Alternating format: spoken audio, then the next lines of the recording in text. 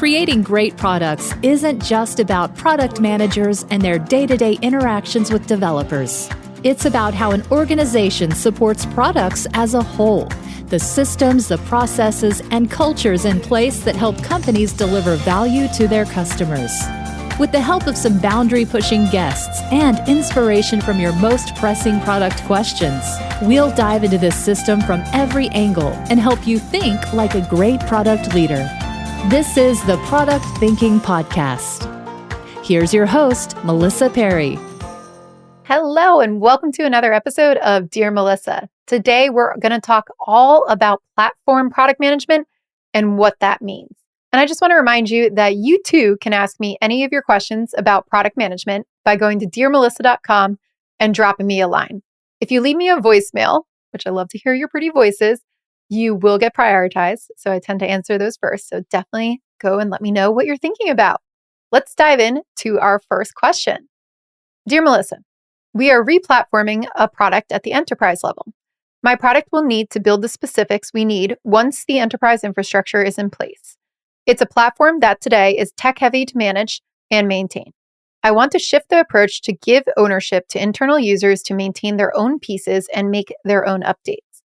However, putting dollars and value to something that's conceptual is challenging.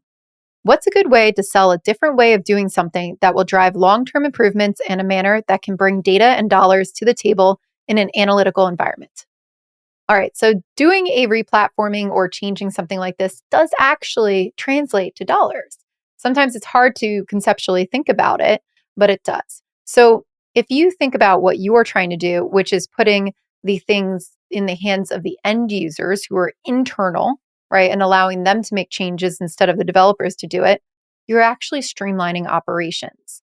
And you're freeing up your developers to work on other things, which is opportunity cost at the end of the day. So when you're thinking about doing a platform change like this, from what I understand, what this means is that you want to make it possible for people to go into the system and change things themselves to enable the end users to do that. And there's a cost associated with doing that if you are doing it for them, right? Just like in a product, you could take an example of a normal workflow app that we might sell to businesses. Let's pretend you have no way to onboard them and they have to call your sales team and you have to put in the user account and do all this stuff manually. It takes developers and it takes people in your company time to actually do that. So what I would do is look at quantifying what type of changes you want to make.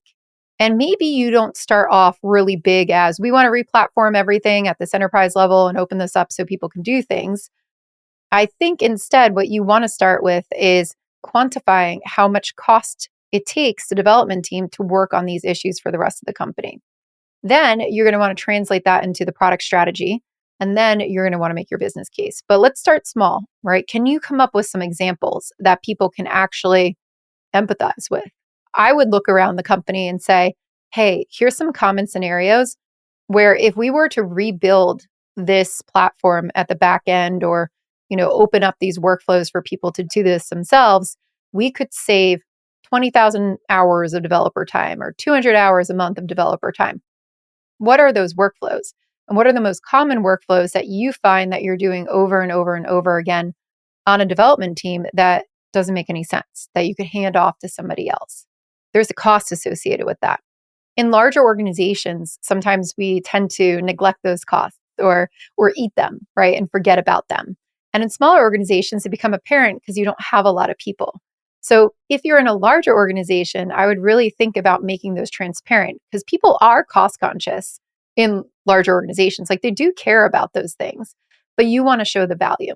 So there's one side of really looking at the efficiency that it will provide and how you can take the work away from the developers so they can work on something else. And that becomes the opportunity cost. So first, it's the efficiency of how much time could we save? How much money could we save by not doing this work? And then the second part of it is looking at what you might be able to do otherwise. So for example, if you replatform and you're able to build applications on top of it faster or maintain it faster or free up the developers to work on some critical functionality that's been kicked down the roadmap, now you're starting to get into things that stakeholders perk their ears up at and go, ooh, we can get that thing on the roadmap that I want. And that's really what I would start to look for. One, efficiency metrics. And then 2, opportunity cost. What could you bump up? What could you do faster? And there are metrics associated with that. So don't think that you can't get those out into dollars and cents, because you could. And what you want to do is start to model it out. So you want to start to model out hours being spent on things, the cost of that being spent. You can do that by taking an average salary in your company and, getting it back down to hours and then multiplying that out and showing how much money is actually attributed to that.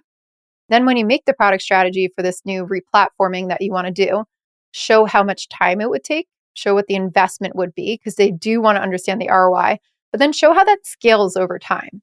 There's probably also a way to show people, and I would maybe model this out in a graphic, about how this might not be sustainable over time too. Can you show where it breaks? Can you show where you need to hire more developers to do these changes instead of replatforming? So I like to break things down into options and start to show people that, like option 1, we do nothing. This is how our tech debt builds, or we need to hire people. That's a cost, right? Option 2, we invest in replatforming. We start with these pieces. We start small and then we move over. That's this type of investment. Here's our ROI. This is what it's going to cost. That's the type of thing you really want to get across to stakeholders. And when you need a big push like that, that's really what works. You got to speak their language. So as hard as it is to kind of think about dollars and cents when it comes to back end stuff, it does equate to it. You got time to market, you've got speed, you've got opportunity cost to work with, and you've got efficiency metrics within your own organization. Try to work with that and see where that goes. So I hope that helps. Did you know I have a course for product managers that you could take? It's called Product Institute. Over the past 7 years, I've been working with individuals, teams, and companies to upskill their product chops through my fully online school. We have an ever-growing list of courses to help you work through your current product dilemma. Visit productinstitute.com and learn to think like a great product manager. Use code THINKING to save $200 at checkout on our premier course, Product Management Foundations. Next question. Dear Melissa, we recently grew our engineering team and are now able to reform into 3 squads. One of the squads is more platform-based, and I was moved to that squad because I am the most technical of all the product managers. While it makes sense on paper, I am no longer doing end-user product management, which is what I love doing. Thankfully, the engineers that are on my team are incredible, experienced, and best of all, great peers to work with. So I'm at least excited to learn and lean into the infrastructure and DevOps experience. However, I'm a bit of a loss for understanding what the day-to-day should and could look like as a technical product manager to make sure I'm doing the best that I can in this role. I know what it looks like for end-user product management, but this feels foreign and no one on the team is able to give proper guidance. Do you have any advice on this type of transition and role? All right, so platform product management is weird because now you have to start to think about who your end user is. And your end user is the people internally. So I actually worked on a lot of products in my early career that were not customer facing. They were more internal for what we were doing. And those are important as well. And they tend to get neglected. So this is an opportunity for you not to just prove that you could do great technical product management and learn from your peers, which is fantastic, but it's also an opportunity for you to get some goodwill because you're helping the people who sit around you all day long, and they're going to be very excited about that. So you should get excited about that too. So when you think about going into a back-end team that's more technical, what you're doing is worrying still about the user experience, but the user experience from a workflow perspective of the people around you. So you're going to want to get up to speed, especially if you're working with DevOps or anything like that, on how those people do their work, right? How are the developers deploying? What's frustrating about it? Let me understand the back of the platform, these back-end components, and you want to get up to speed with that.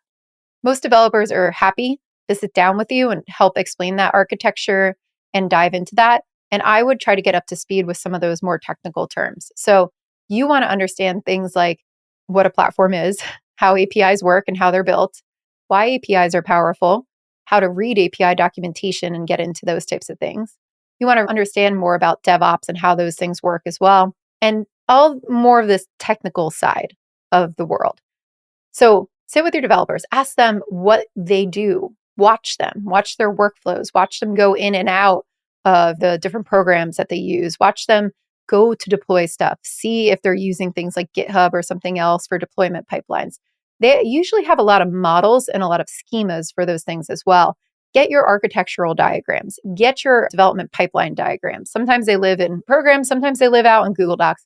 Find out where all that lives and study up on that. And then start to think about what you can do to make their lives better according to your remit, right? So ideally, you've got some kind of product strategy that's coming down to you. There's a reason you got moved to this back end team. Think of it like I am building the infrastructure and the thing that runs this company, right? You're doing the engine of the car. Nobody really looks at the engine unless you're like a car guy, right? Just like our developers. Nobody cares what's under the hood unless you're like really into those things.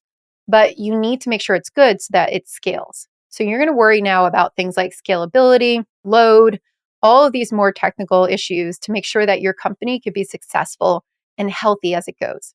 Sounds like you have 3 squads now. That's fantastic. Hopefully you get to 50, you get to 100. Like it's your responsibility to work with the developers and make sure that that works well.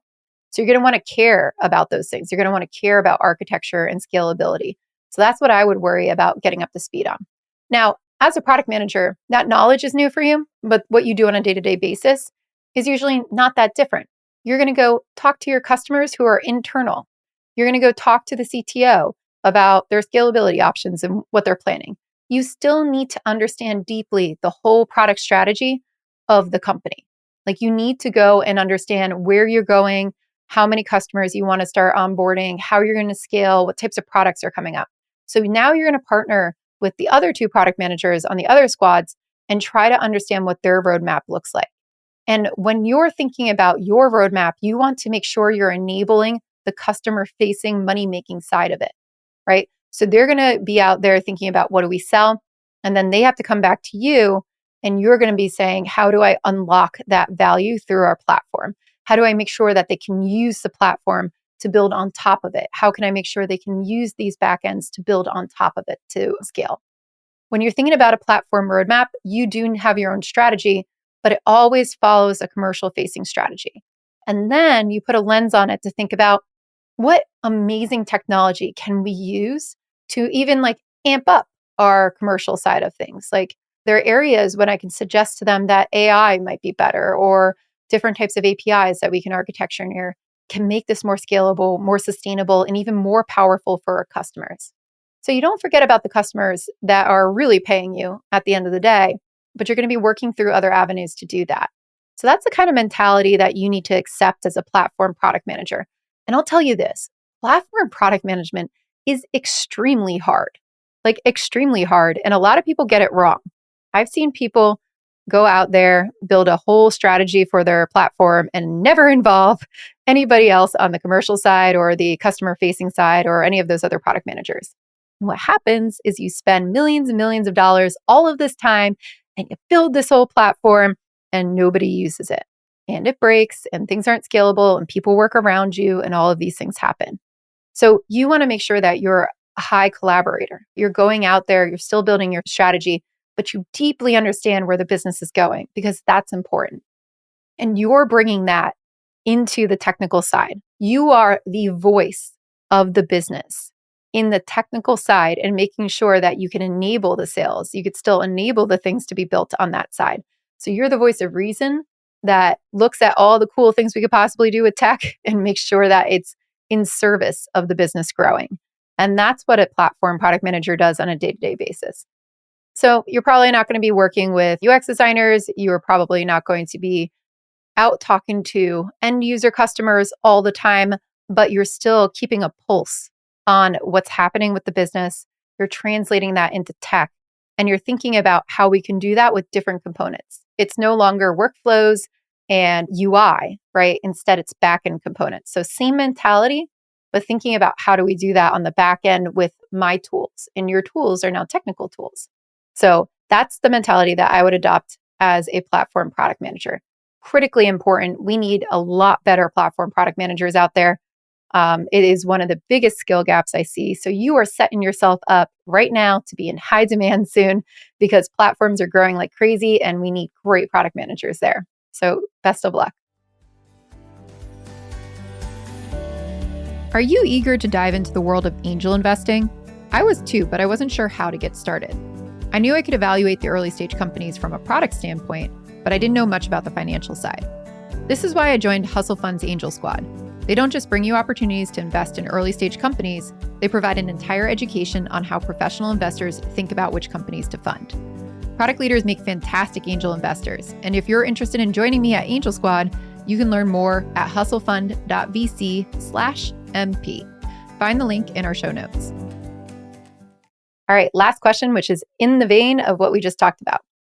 Dear Melissa, I'm soon starting a new position as a product manager for a platform team, and I could use some advice on how to approach it. Having internal teams as end users and not having a designer in the team is new to me. How do we run product discovery in a platform team? Does a product trio become a product duo? Any tips to get started? All right, hopefully the tips I just gave will help you as well, but let's dive into that one key part about product discovery because I think that's important. I've heard a lot of people say, oh, you don't need discovery on platform teams or backend teams. And that is just straight out wrong. Product discovery is still extremely important on a platform team. And like I said, I've watched people just build these architecture maps for these platforms and these strategies without ever talking to anybody else in the organization.